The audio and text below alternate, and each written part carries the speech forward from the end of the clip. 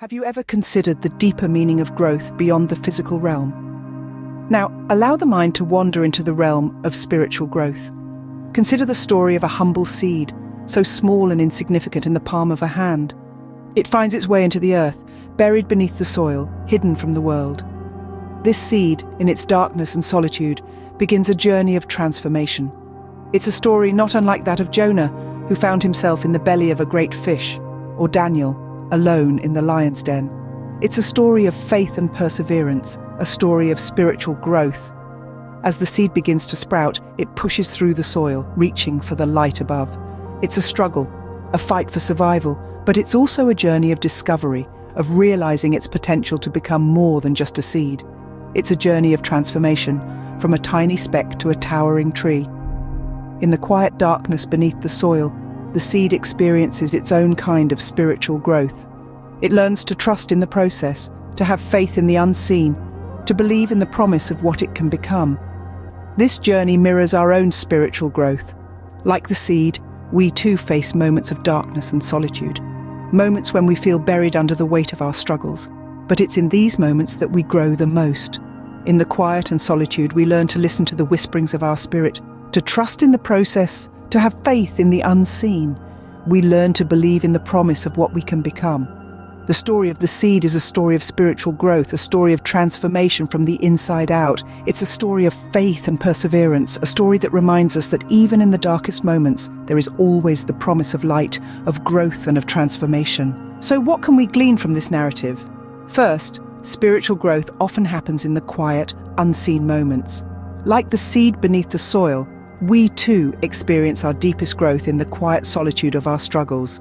Second, spiritual growth is a journey of transformation. Like the seed that becomes a tree, we too are on a journey of becoming, of realizing our potential to be more than what we are. Finally, spiritual growth requires faith.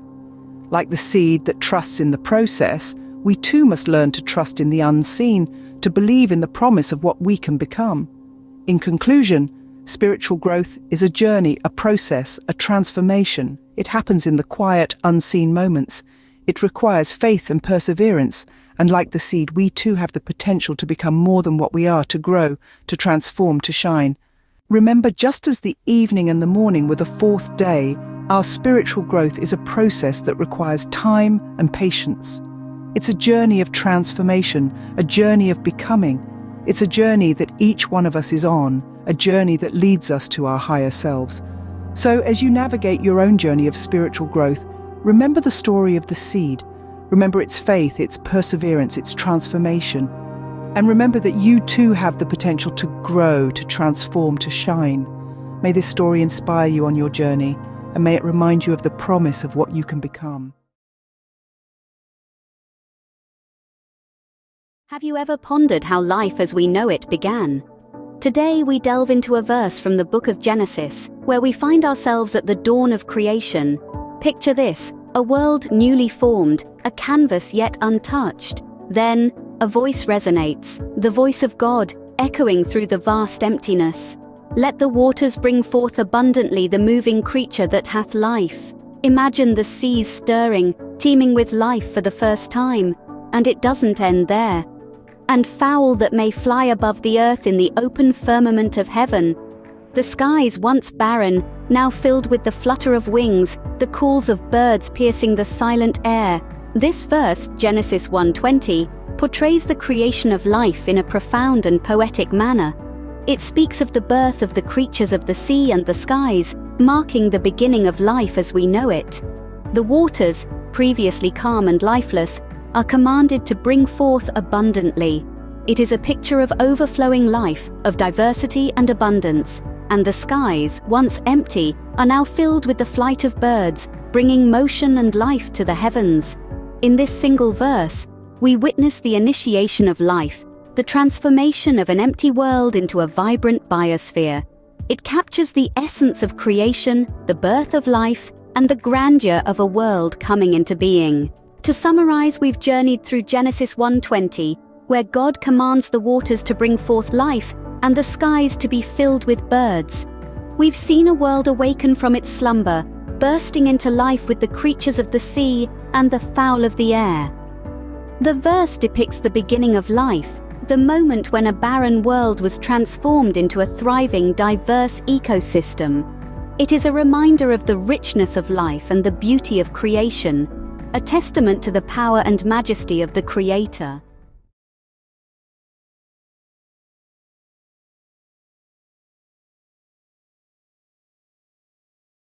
Have you ever pondered the profound mystery of life's creation?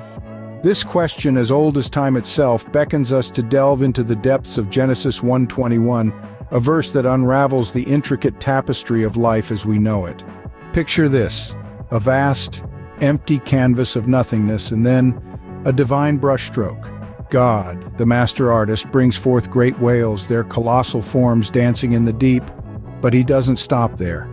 Every living creature that moves, the waters birth them in abundance, each according to its kind. From the smallest microorganism to the largest marine life, each is a masterpiece of divine craftsmanship. And then the skies. They fill with winged fowls, each after its kind. Can you hear the symphony of their choruses filling the air, the flutter of their wings painting the sky with motion? God looks upon his creation, and he sees that it is good. The story of Genesis 1:21 is not just a tale of creation, it's a testament to the infinite diversity and abundance of life. Every creature unique in its existence, yet part of a grander design. It's a reaffirmation of the divine wisdom and creativity that breathes life into the world. But what does this verse imply for us, sophisticated and witty beings that we are? It speaks to us of a God who delights in variety, who sees the beauty in diversity, and who values every creation, no matter how big or small.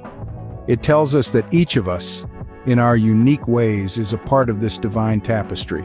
We're not random accidents of nature, but intentional acts of divine creation. So, what have we unraveled today? The profound mystery of life's creation, the divine delight in diversity, and the intrinsic value of every living being. Genesis 1:21 is a testament to the grandeur of life, a celebration of diversity, and a reminder of our place in this vast, beautiful tapestry. As we navigate through our lives, let us carry these truths with us. Remember, we are not merely inhabitants of this world, but essential pieces of a grand, divine masterpiece. And in the eyes of the master artist, we are all, undeniably, good. Have you ever pondered the profound implications of the first commandment given to life on earth? The book of Genesis, chapter 1, verse 22, offers us a glimpse into the divine mandate that has shaped the course of all life. And God blessed them, saying, "Be fruitful and multiply, and fill the waters in the seas, and let fowl multiply in the earth."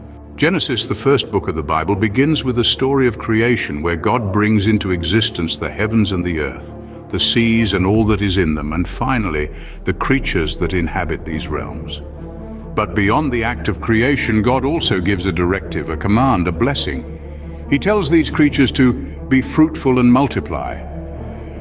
This isn't merely an instruction to reproduce, but an exhortation to thrive, to fill the earth and the seas with life.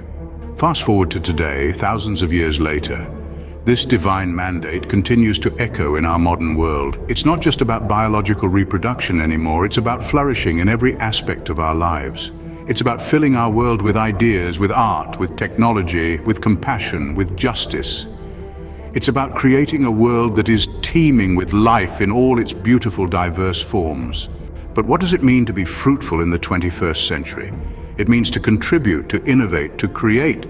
It means to nurture and to build. It means to bring forth goodness and beauty in whatever corner of the world we find ourselves in. Whether we're scientists discovering new frontiers, artists painting canvases with our souls, or parents raising the next generation, we are all called to be fruitful and multiply. Yet the scripture also serves as a reminder of our responsibility. As we fill the earth, we must also take care of it. We must ensure that the seas continue to teem with life, that the fowl continue to multiply. We must remember that we are not just inhabitants of this world, but its stewards. To summarize, Genesis 1:22 invites us to reflect on our role in the world. It compels us to ask, how are we being fruitful? How are we multiplying goodness in the world? And are we taking care of this precious home that has been entrusted to us? These are the questions that this ancient scripture invites us to ponder in our modern lives. So, as we move forward, may we heed the divine mandate to be fruitful and multiply. May we fill our lives, our communities, and our world with goodness. And may we always remember our responsibility to care for this beautiful planet that we call home.